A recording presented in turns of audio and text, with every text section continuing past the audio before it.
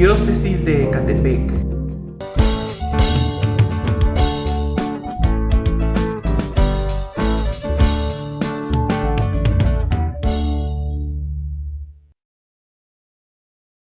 Señor, gracias. Primero hay que ver siempre el marco y voltear a ver a Jesús, el Maestro, porque Él es el que nos va pues a guiar, por Él estamos aquí, Él es el que nos da el Espíritu, Él es el que nos marca la senda y el camino para poder nosotros vivir nuestro cristianismo. Entonces, quisiera iniciar con una primera frase que la conocemos todos, cuando Jesús en el capítulo 17 del Evangelio escrito por San Juan está orando y está orando por nosotros. Este capítulo 17, ustedes lo conocen, es un capítulo que es una maravilla, la oración de Jesús. Jesús que pide al Padre Celestial por cada uno de nosotros. Pero a mí me llama mucho la atención lo que el Señor afirma en el versículo 21. ¿Qué dice el Señor? ¿Qué le pide al Padre? Al Padre Eterno le pide que todos sean uno. Y creo que este es el fundamento para que nosotros tengamos una vida plena, una vida de comunidad. Hace un momento que me conecté, me ha gustado mucho lo que una señorita estaba diciendo, de que pues se le ha ayudado mucho estas pláticas, pero también porque nos han abierto una perspectiva hacia lo que es la vida de la comunidad. Entonces, el Señor es lo que quiere. El Señor quiere una vida en comunidad, que todos seamos uno. Y la unidad, ¿dónde se vive y dónde se encuentra? La unidad se encuentra en la comunidad. Si nosotros nos vamos después al libro de los Hechos de los Apóstoles, pues encontramos muchos textos donde la comunidad está reunida. La comunidad está presente con el Señor resucitado, con el Señor que los acompaña. Pero la base de todo es el estar todos en la unidad. Y la unidad no quiere decir uniformidad. La unidad quiere decir que nosotros podemos vivir en comunidad. Fíjense que me llama mucho la atención, también quisiera compartirles a ustedes una frase que dijo San Juan Pablo II el día 28 de enero de 1979, ya hace algún tiempo. Y hablando precisamente de la comunidad, ¿qué decía el Papa en una carta en la que les escribió al inicio del encuentro, del tercer encuentro de la Conferencia del Episcopado Latinoamericano del Caribe, que fue precisamente en Puebla? En una carta fechada el 28 de enero, les decía el Padre, les decía, sus experiencias, preocupaciones y anhelos en la fidelidad al Señor, a su iglesia, y la sede de Pedro deben convertirse en vida para las comunidades a las que sirven. Y creo que esta afirmación de ahora San Juan Pablo II, pues tiene mucho sentido. Porque realmente la experiencia que nosotros tenemos experiencias a veces buenas, a veces malas, pero tenemos experiencias en la vida, tenemos muchas preocupaciones, y así como tenemos preocupaciones, también nosotros soñamos, tenemos anhelos, pero todo lo hacemos en la fidelidad al Señor y dentro de su iglesia. Y en las comunidades, los que servimos, debemos de darle una buena dimensión a cada una de nuestras preocupaciones, a cada uno de nuestros anhelos, a cada una, y esto vivirlo en la fidelidad al Señor. Aquí entonces, hablando ya de la comunidad, habría que preguntarse, bueno, ¿y qué es una comunidad? ¿Y qué es una pequeña comunidad? regresando a los Hechos de los Apóstoles, pues nosotros podemos ver que la primera iglesia, la primera experiencia de iglesia que tiene mucha gente es una experiencia de iglesia en comunidad, en comunidad. En comunidad, que significa unidad, que significa el estar todos juntos haciendo algo y realizando. Si ustedes, por ejemplo, la definición de comunidad la analizan, pues verán que la comunidad, el término comunidad viene del latín y se forma por una palabra comunitas, que a su vez se divide en comune, que significa conjuntamente, y también con munis, que es lo que significa una tarea o deber. Por lo tanto, la comunidad, en su definición etimológica también, significa este grupo de personas, estas personas que viven entre sí para el cumplimiento de un deber en común. Y eso es lo que ustedes tienen en sus pequeñas comunidades. Ustedes viven la palabra en común, viven las preocupaciones en común y tienen ustedes que cumplir tareas como es la tarea de la responsabilidad de formar a los hijos, la responsabilidad hasta de compartir la vida, compartir el trabajo con los demás, pero siempre para el bien de todos. Bueno, por lo tanto tenemos también entonces pues esta definición que a nosotros nos toma muy fuerte, nos toma de la mano. Fíjense que hace unos años la iglesia precisamente habló de las comunidades y habló de las comunidades eclesiales y la iglesia llegó a señalar que una comunidad eclesial, una comunidad de iglesia, pues es la base de la misma iglesia. Ustedes ojalá tengan un documento que se llaman, que fue de la tercera conferencia del episcopado, que habló precisamente de las comunidades eclesiales de base, este documento de Puebla. Y busquen y vean las distintas dimensiones. Voy a tomar una o dos más adelante de lo que significa la comunidad.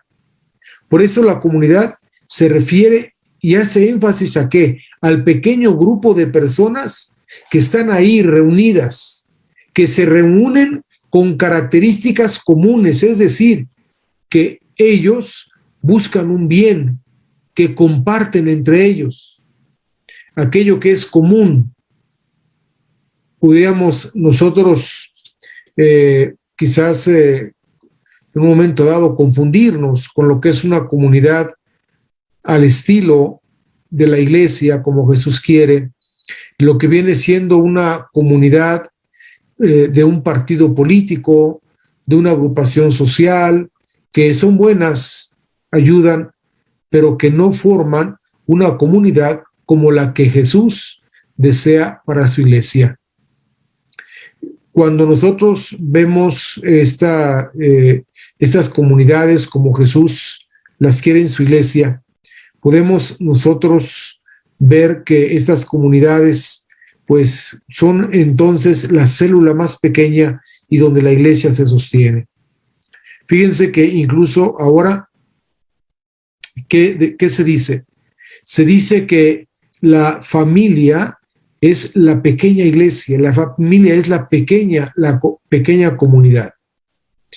Desde hace muchos años, cuando se tuvo también, anterior incluso a esta reunión de Puebla, que fue en el año de 1979, años atrás se tuvo el Concilio Vaticano II.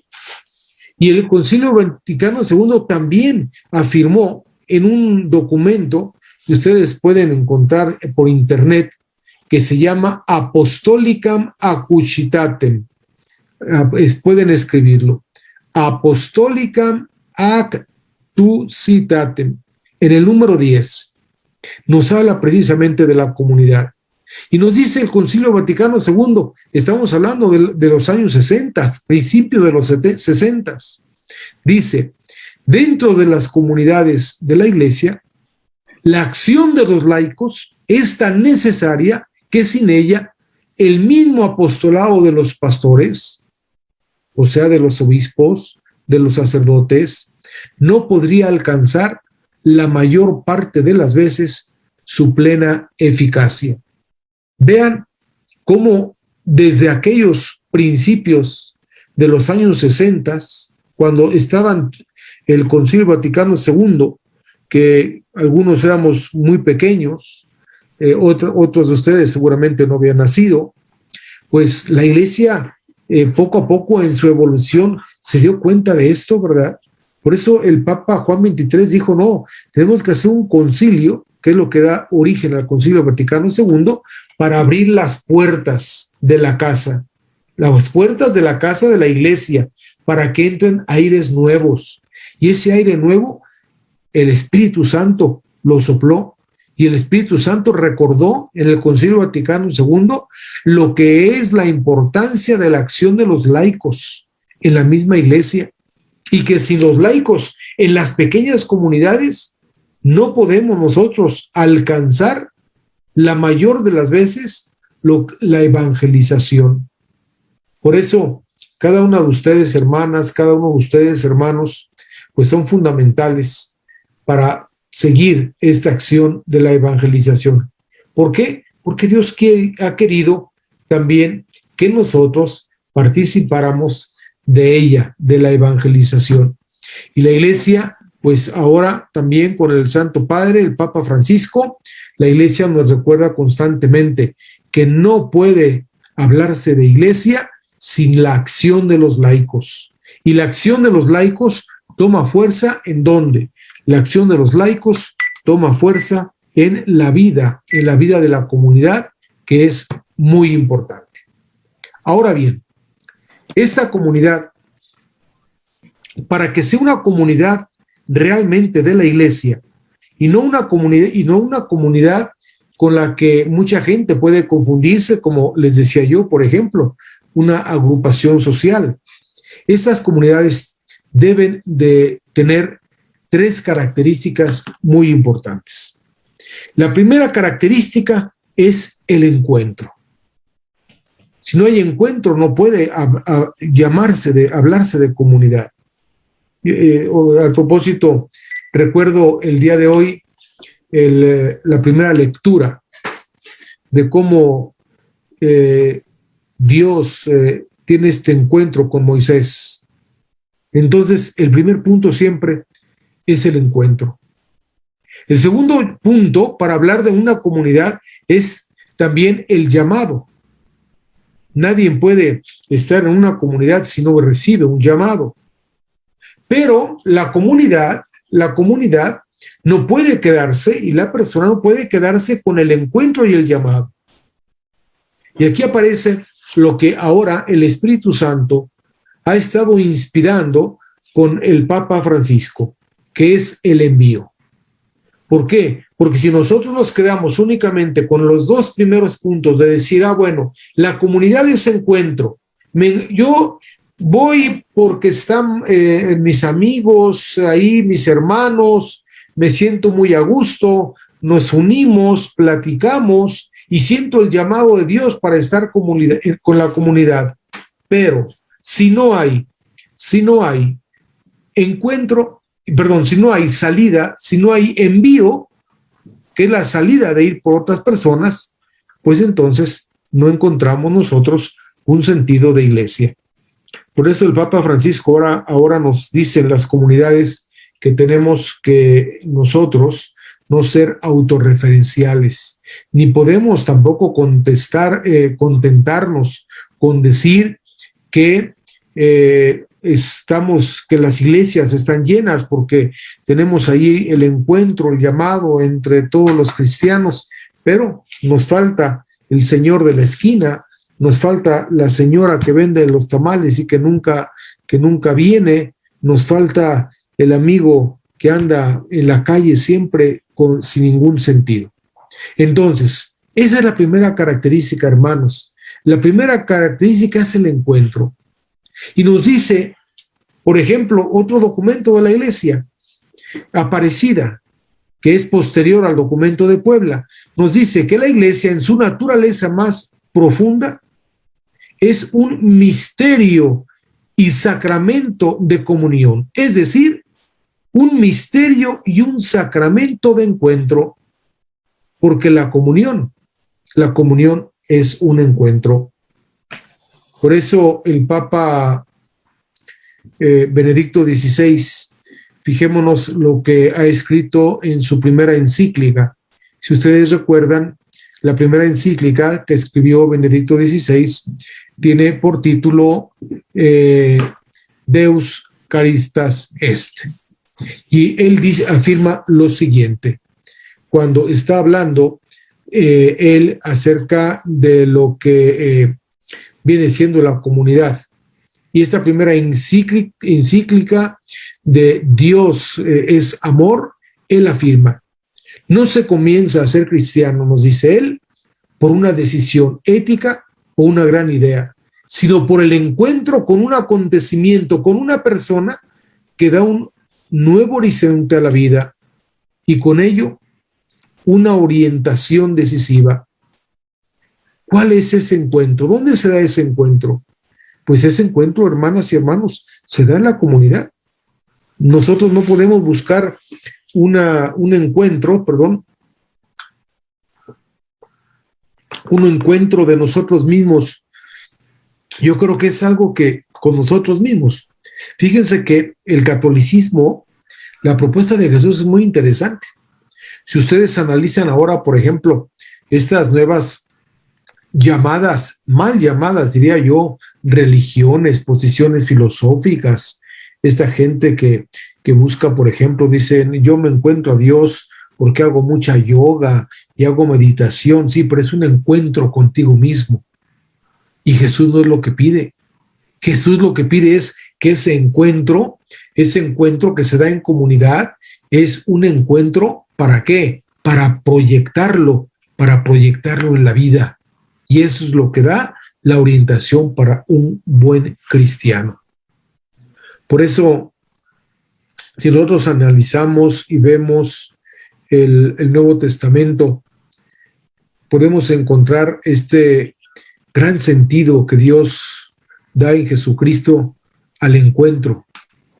¿Por qué? Porque Jesús, ¿qué es lo que hace cuando va, por ejemplo, a resucitar a Lázaro? El encuentro. ¿Qué es lo que hace en las bodas de Caná? El encuentro. ¿Qué es lo que hace en el mar de Galilea? El encuentro. Siempre el encuentro. ¿Cómo llama el Señor a sus primeros discípulos? Los llama desde un fuerte encuentro.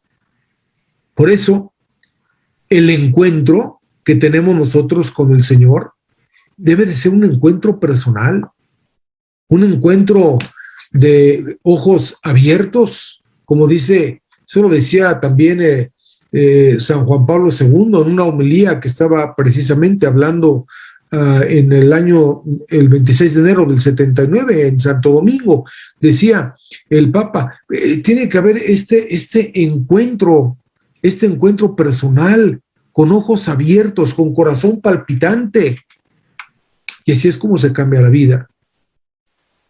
Yo creo que uno de los grandes problemas que nosotros tenemos en nuestra sociedad actual es porque no se tiene este encuentro con Jesús. Ahora la gente quiere seguir a Jesús, pero no vive un encuentro con Él. O queremos a veces seguir a Jesús, pero no tenemos un encuentro con Él. Queremos seguir a Jesús para aliviar penas, pero no tenemos un encuentro con Él. Lo tomamos como un antídoto nada más, cuando Jesús es más que un antídoto. Jesús es la vida. Por eso, qué importante tener este encuentro con el Señor. ¿Y dónde se da el encuentro con Jesús? Bueno, evidentemente se da en la vida de la iglesia. Se da cuando yo voy a misa y escucho la palabra, pero se da también en la pequeña comunidad, El encuentro con Jesús se da también como un tercer momento privilegiado en la Eucaristía. Cuando voy al sagrario, cuando estoy frente a Jesús y frente al pan eucarístico, teniendo la certeza de que Jesús está ahí, yo tengo un encuentro, le platico al Señor mi vida. Por eso qué importante, hermanos, es este encuentro. Y este encuentro, pues que necesitamos de unos de otros para poderlo tener. Este encuentro, por eso nos recuerda el Papa, debe ser un encuentro vivo, personal, pero también un encuentro con nosotros, con el otro, porque si no, pues nosotros no vamos a poder realmente vivir un encuentro profundo con el Jesús. Recuerden cómo Jesús, los encuentros de Jesús rescata. Recuerden el encuentro con la mujer samaritana, el encuentro con el cobrador de impuestos, con Zaqueo, el encuentro con María Magdalena, el encuentro con los discípulos de Emaús. Qué encuentros tan profundos, donde el Señor les clavó la mirada, donde la gente ellos se dejaron mirar por Jesús y en ellos palpitó el corazón. Por eso tenemos nosotros que propiciar estos encuentros, y este encuentro se propicia mucho en la pequeña comunidad. Tenemos otro ejemplo que a mí me llama mucho la atención, del encuentro del Señor con Pablo camino a Damasco. No, este encuentro no es que uno sea más importante que el otro, no, todos son importantes, pero este encuentro del Señor con Saulo, que luego toma el nombre de Pablo, en Damasco, que es un encuentro que lo lleva a Pablo a ser radical en el Evangelio. Tan radical que, ¿qué es lo que dijo cuando se encontró con el maestro? Dijo, ay de mí si no evangelizo, ay de mí si no evangelizo. Y luego afirmó también, ahora no vivo yo, sino es Cristo quien vive en mí. Y ahí en la carta a los Gálatas, a los Gálatas lo expresa muy, muy correctamente. Todo lo que vivo en lo humano, lo vivo con la fe en el Hijo de Dios, que me amó y se entregó por mí. ¿En dónde te amó? ¿En dónde se entregó? Pues se entregó y te amó en el encuentro. Por eso, hermanas y hermanos, no podemos dejar dentro de la pequeña comunidad de vivir este encuentro profundo. Este encuentro profundo conmigo mismo, este encuentro profundo con la comunidad, donde el centro del encuentro es Jesús.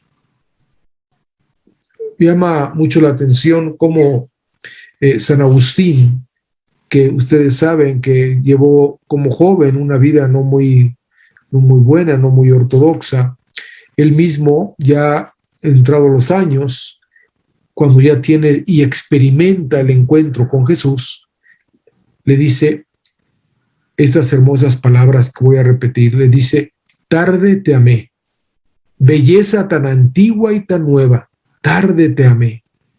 Y ves que tú estabas dentro de mí y yo fuera, y por fuera te buscaba. Y deforme como era, me lanzaba sobre estas cosas hermosas que tú creaste. Tú estabas conmigo, mas yo no lo estaba contigo. Me retenían lejos de ti aquellas cosas que, si no estuviesen en ti, no serían.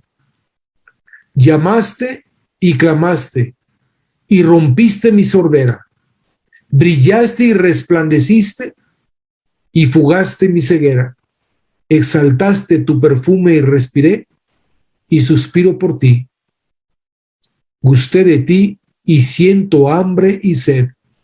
Me tocaste y me abracé a tu paz.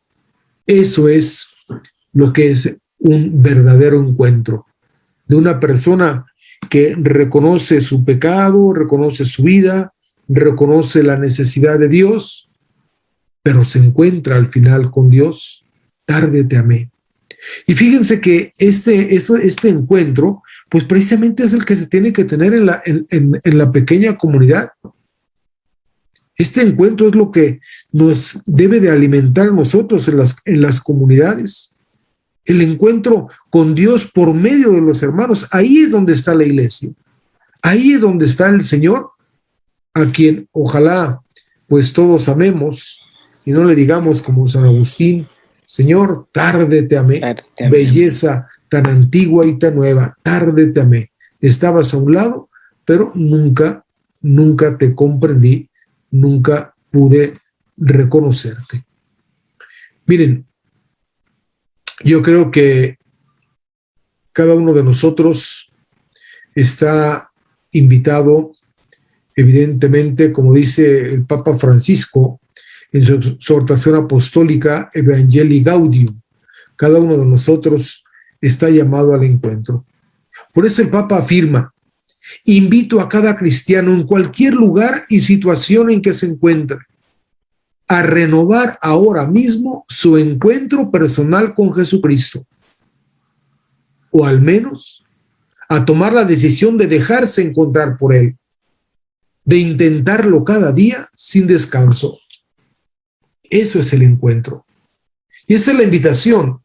Esa es la invitación para cada uno de ustedes, que hoy, en esta noche, pues el Señor, por medio de ahora sí, valga la redundancia, por medio de este encuentro, de esta charla, les está diciendo a todos: ojalá seamos capaces de renovar este encuentro con Jesucristo desde la pequeña comunidad, este encuentro con Jesucristo, con mi persona, este encuentro con Jesucristo que nos lleva pues a afirmar y a tomar en cuenta otra frase que es preciosa del Papa Francisco, en el número 1, lean por ejemplo Evangelii Gaudium, donde dice el Papa: este encuentro acá lo lleva uno, en pocas palabras, a la alegría del Evangelio, que llena el corazón y la vida entera de los que se encuentran con Jesús. Quienes se dejan salvar por Él, nos dice el Papa Francisco, son liberados del pecado, de la tristeza, del vacío del interior, del aislamiento. Con Jesucristo siempre nace y renace la alegría. Y eso es muy cierto, el encuentro. Por eso, hermanas y hermanos, a diferencia de otros grupos, como les decía yo, de otros grupos que pueden ser sociales, que pueden ser políticos, que pueden ser de amigos,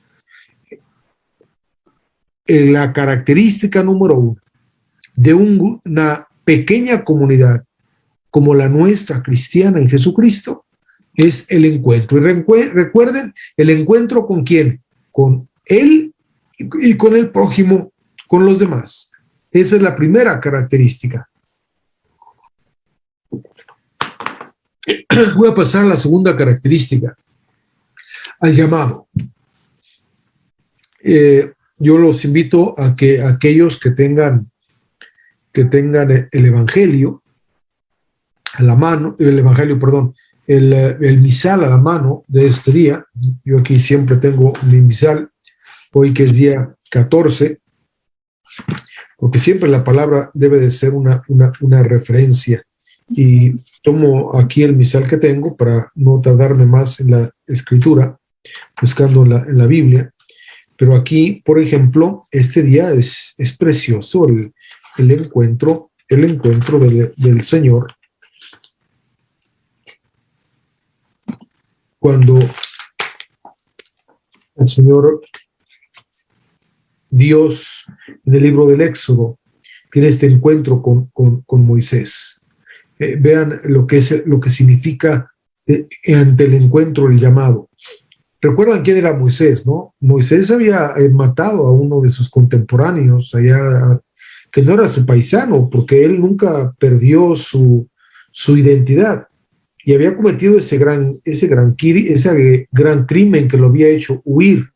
Por eso Moisés pastoreaba el rebaño de su suegro Jetro, que era sacerdote de Madián, y nos dice el texto que llevó en cierta ocasión el rebaño al desierto, y que ahí precisamente en el desierto ve esta zarza que está ardiendo sin consumirse.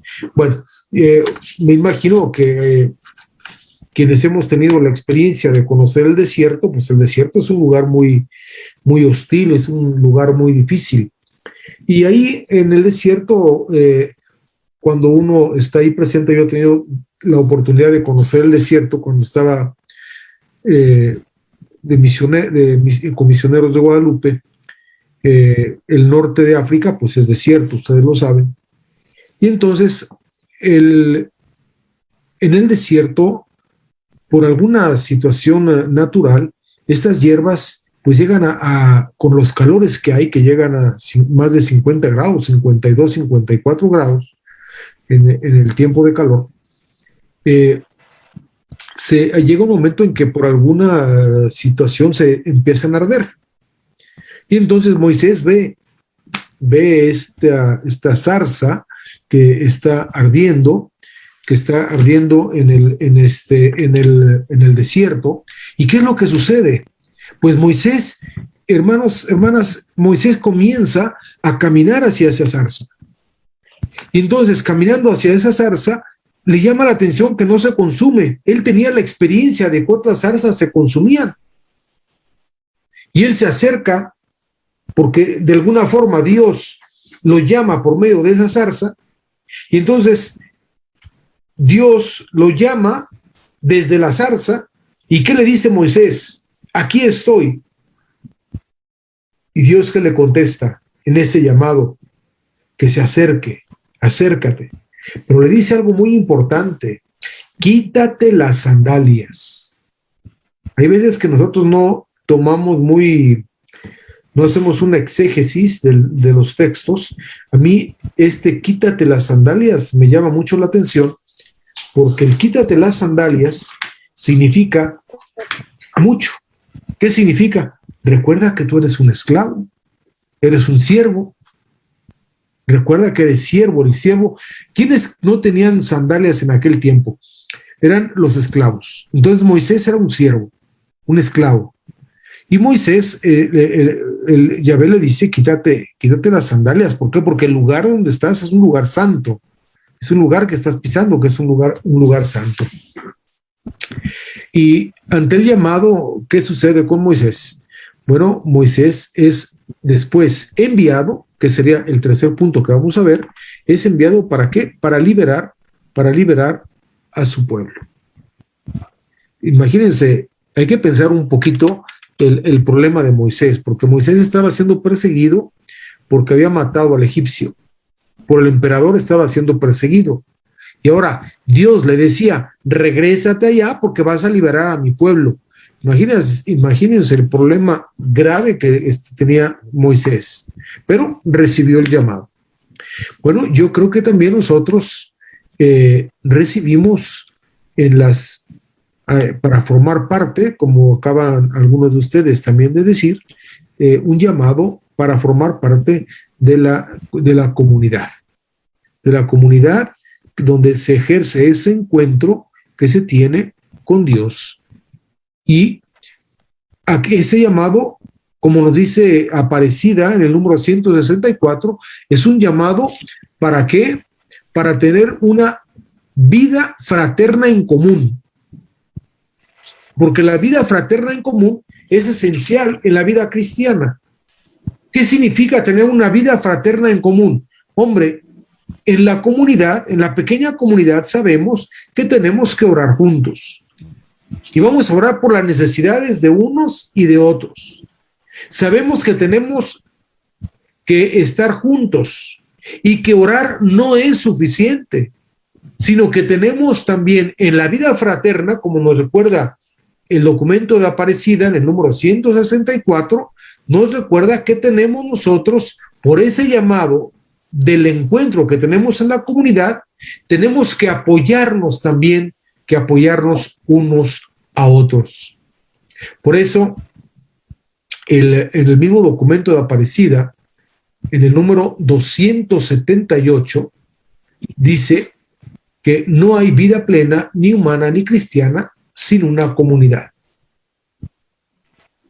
La comunidad es entonces la fuerza. Es el lugar donde somos llamados a tener esa fraternidad, a vivir esa fraternidad. Y ustedes se dan cuenta, si leen los Hechos de los Apóstoles, como en todo el libro de los Hechos de los Apóstoles se muestra lo que podríamos decir el modelo, el prototipo de la comunidad. ¿Cuál es el prototipo de la comunidad cristiana? Es vida y misión. Ese es el prototipo que tiene una comunidad cristiana, es el modelo de una comunidad cristiana. La vida en común, quien está llamado vive la vida en común en el encuentro con los demás. ¿Para qué? Para poder ir a la misión, que sería el envío, que sería el último punto que quisiera tocar. A mí me encanta siempre cuando doy alguna reflexión, tomar como base el Evangelio de Marcos, capítulo 3, versículos 13 y 14. ¿Por qué? Porque el llamado se da por medio del encuentro. Y me encanta este versículo. ¿Por qué? Porque nos narra cómo el Señor, el Maestro, sube al monte y llama a los que Él quiere. Y después ellos están con Él y los manda ¿a qué? A predicar la buena nueva. Hermanas, hermanos, Dios los ha llamado a ustedes, como me ha llamado a mí. Yo jamás, cuando era joven, jamás me imaginé ser sacerdote. Jamás me imaginé ser obispo, menos. Nunca me imaginé. Yo me veía, cuando era yo joven, que estudiaba en la escuela, en la secundaria, yo me veía como un hombre casado, que iba yo a formar una familia. Así me veía. Sin embargo, Dios me encuentra, tengo este llamado y entro en la vida sacerdotal. Pues así ustedes también. Dios los ha encontrado, los ha llamado, y a ustedes ahora, como laicos, los llama a formar parte de estas pequeñas comunidades, de estas comunidades donde hay que vivir la palabra del Señor, y hay que vivirla entre ellos, con el apoyo entre todos, pero también en la misión, en ir, después en ir. Pero lo primero es reconocer el llamado para estar con el Maestro. Por eso es muy importante reconocer que el primer paso es estar con el Maestro. El hermano, la hermana que tiene un encuentro con Jesús y que pertenece a una pequeña comunidad, sabe entonces y debe de comprender que la primera tarea del discípulo, del bautizado, es estar con el Maestro.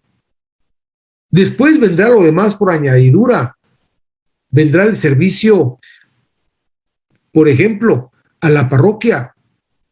Vendrá el ir a buscar al que no viene a misa, al que no viene a la comunidad, el que no tiene una esperanza, el ir a buscar a aquel joven que quizás puedo yo hablar con él porque lo conozco y vive en la droga.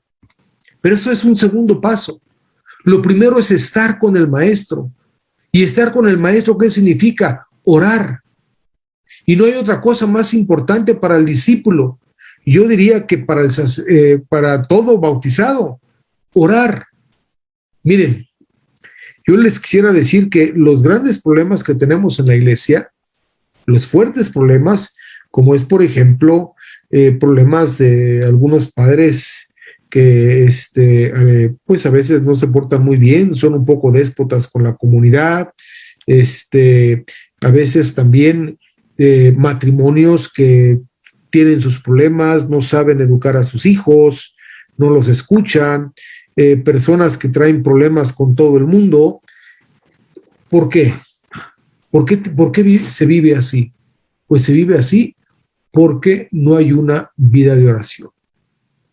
De hecho, fíjense que el Papa Francisco nos ha recordado a los obispos que la primera tarea nuestra, como los de obispos, la primera tarea del obispo no es hacer planes pastorales.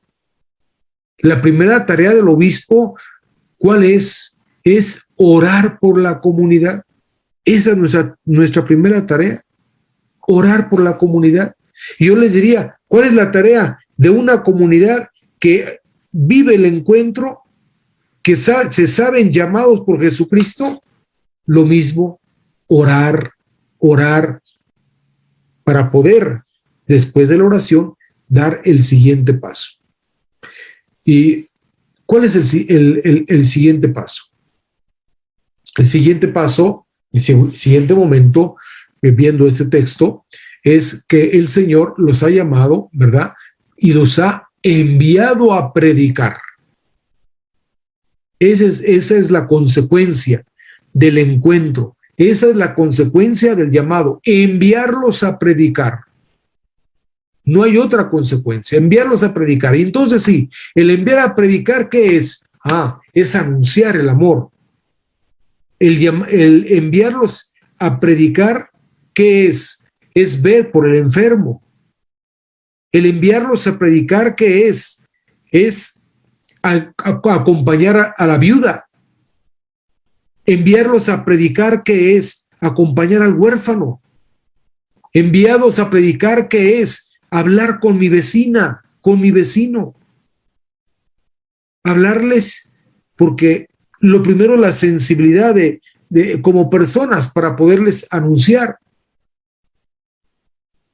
Fíjense que cómo este envío, pues es esencial. De hecho, después de la resurrección, ¿qué es lo que hace Jesús? Pues Jesús manda el envío.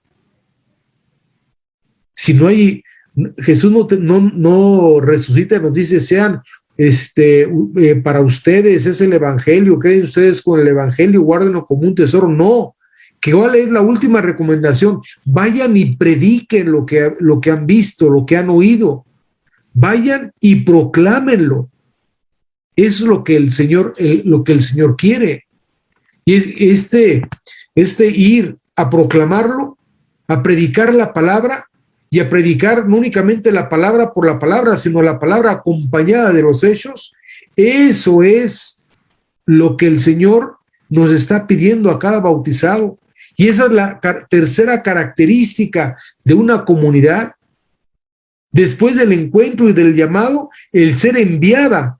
¿Para qué? Para que con el testimonio de la vida, con el testimonio de vida, se diga a los demás, quizás a veces inclusive sin hablar, hermanas y hermanos, sino con el testimonio de vida, se pueda decir, yo creo y yo soy de Jesucristo, porque yo he tenido un encuentro personal con Él, y Él me ha invitado, ¿para qué? Para que con este tesoro no lo guarde yo, sino que este tesoro lo pueda compartir con los tristes, lo pueda compartir con los necesitados, lo pueda compartir con aquellos que se sienten excluidos, que están fuera.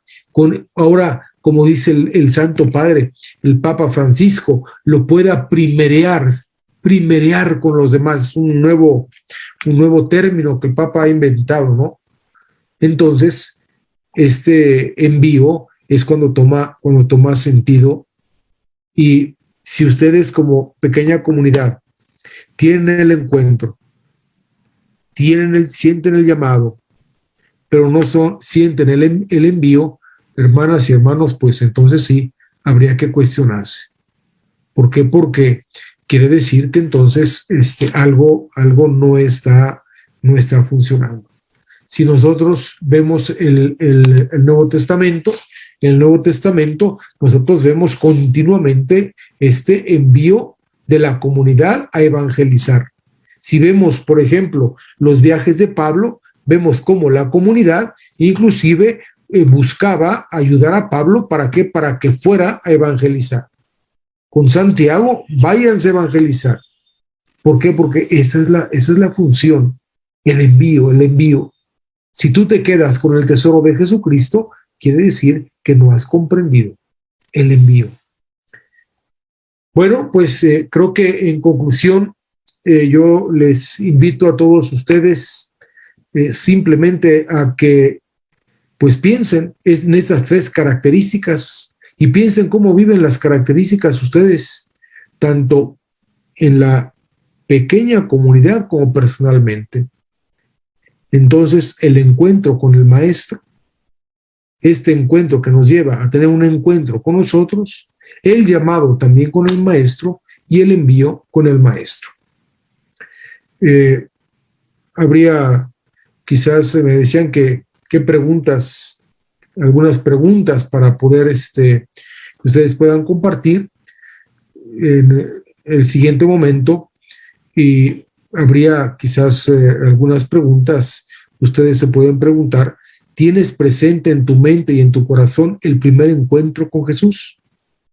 Esa es una primera pregunta, creo que es muy válida.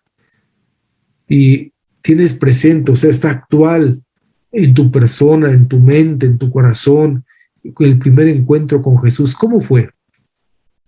Si lo recuerdas, compártelo.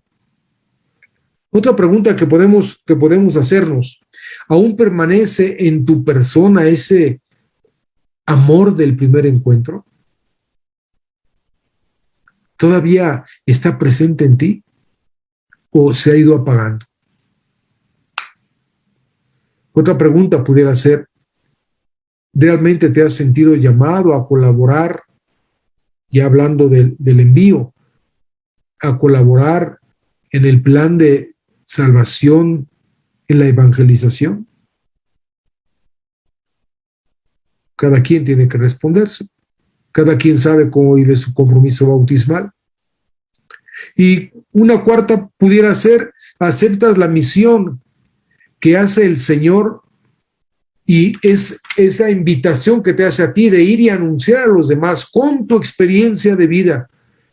Con tu experiencia de vida, ¿aceptas la misión de ir a proclamar con tu experiencia de vida que tienes certeza y que vives al Señor? Cada quien tiene que responderse, cada quien sabe cómo puede reflexionar, y cada quien sabe cómo puede responder, tanto personal como comunitariamente. Pues creo que eso es lo que yo quería compartirles hoy en esta noche.